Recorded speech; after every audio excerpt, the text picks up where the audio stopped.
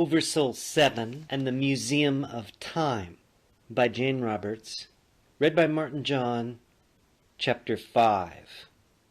A Would-Be Thief in the Night. They sat at the kitchen table.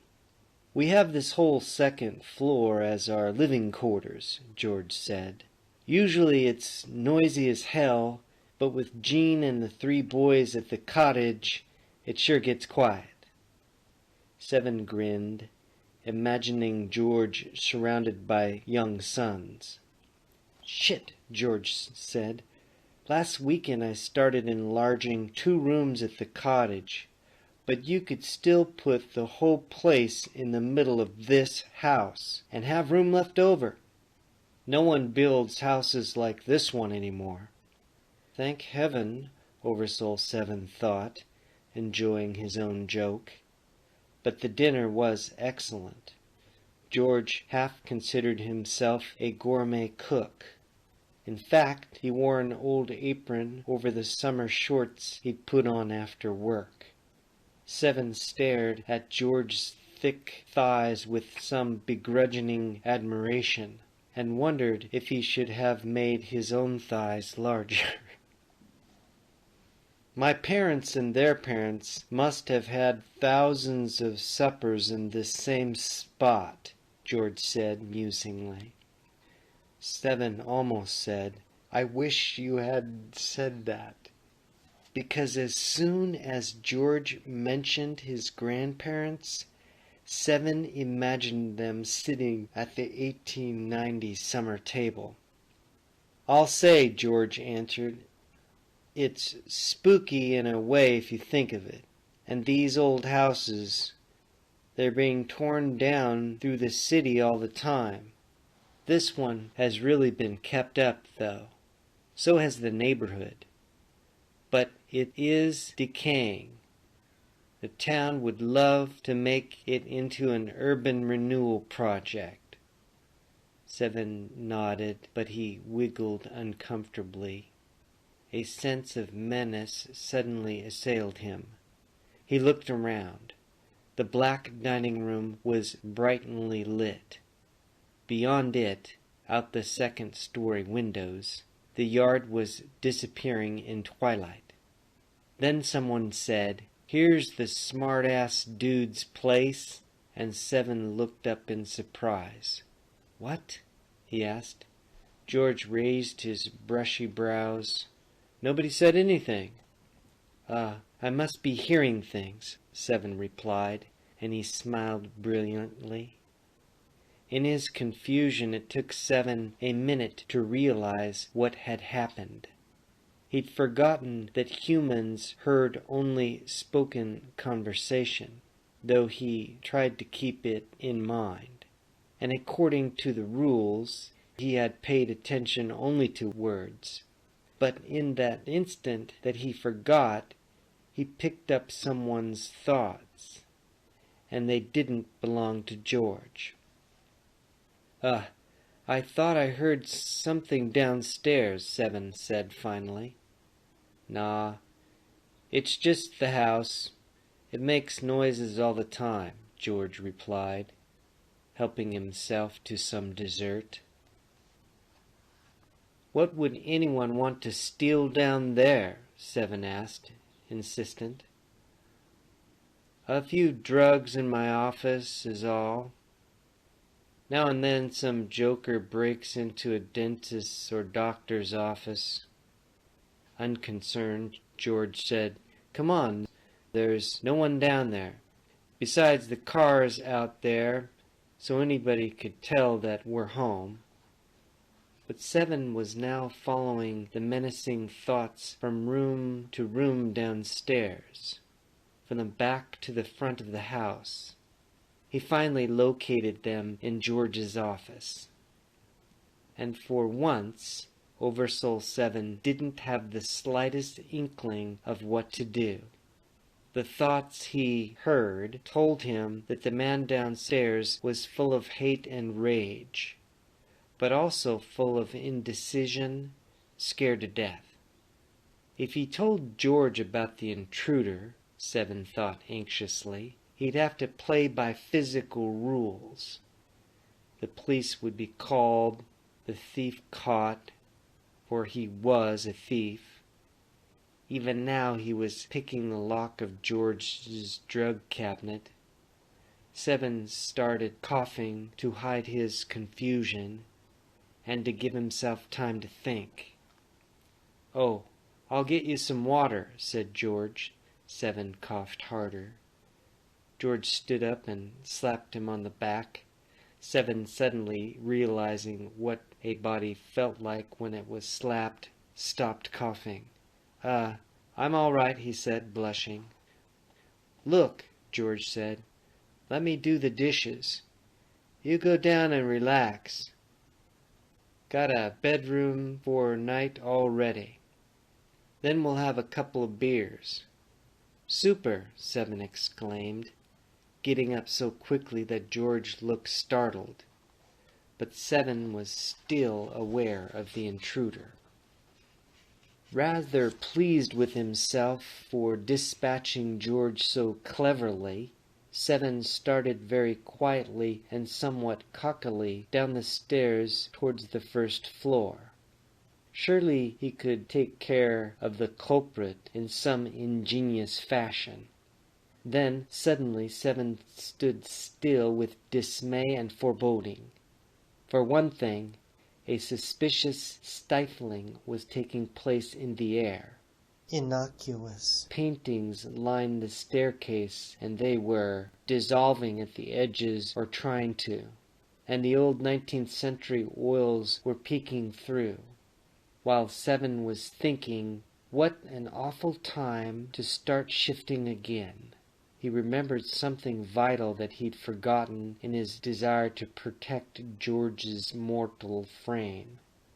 He, Seven, had a physical body now, too, which meant that dealing with the unknown culprit wouldn't be as easy as he'd hoped.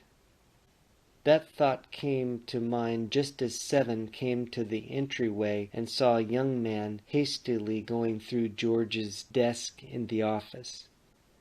The door was open, and the thief worked with a flashlight that he turned off as soon as he heard Seven's now hesitant footsteps.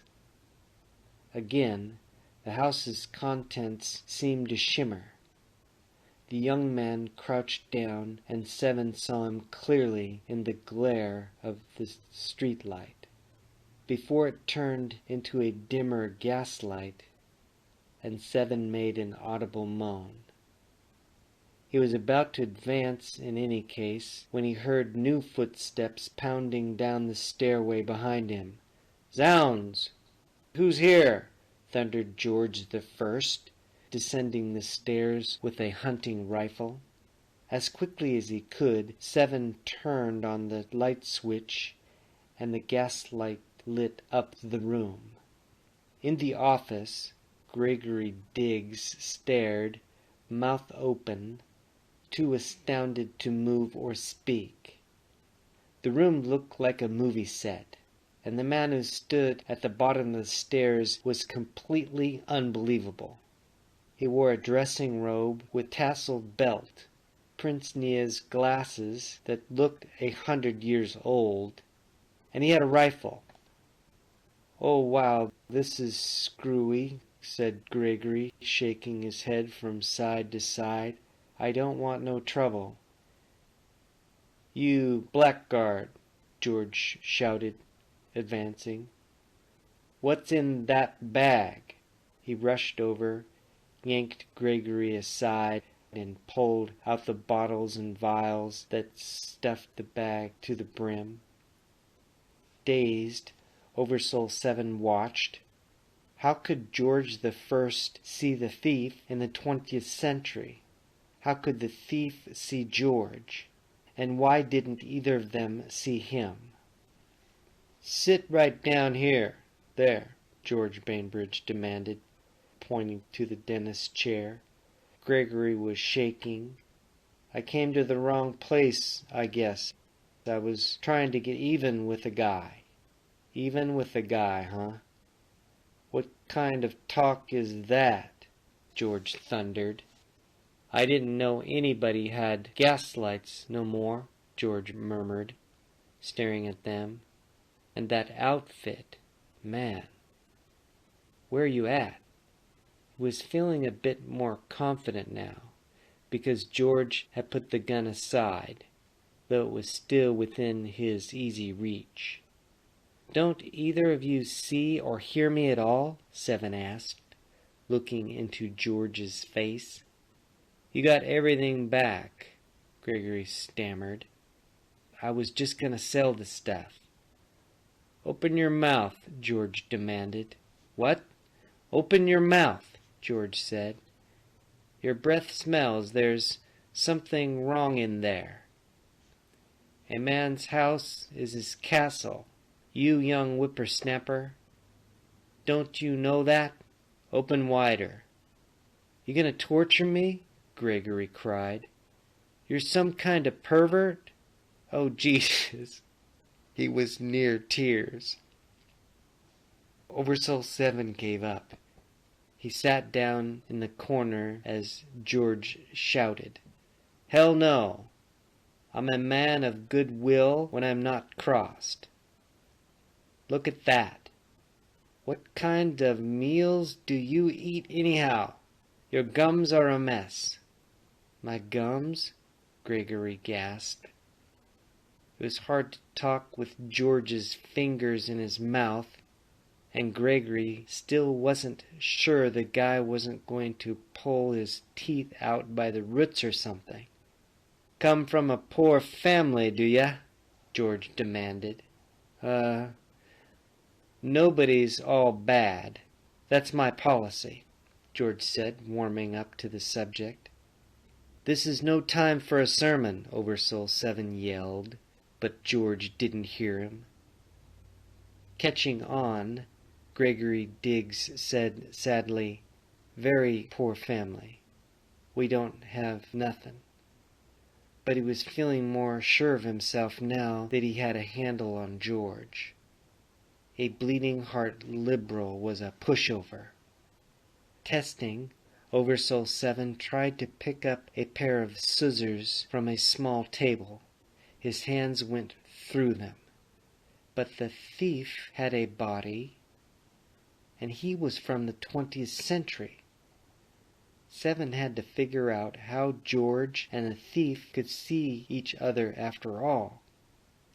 This will make you feel better, said George, taking a bottle from a drawer. He took the top off, and the smell of cloves almost took 7's breath away. Hey, Gregory cried, but George smeared some all over his gums, the competent fingers pressing in, so that Gregory shrank back in the chair. He was thoroughly scared again. Here he was in a dentist's chair like one he'd never seen before, with a gaslight shining in his face, and the pressure from some nutty dentist's fingers driving his gums mad. Besides, he felt saliva gathering all over his mouth and his eyes stung. Tender, huh? George said. 7 was getting panicky. He didn't seem to be able to affect either environment, and his own body felt strange and disconnected. End chapter 5. Peace, light, and love. Aloha.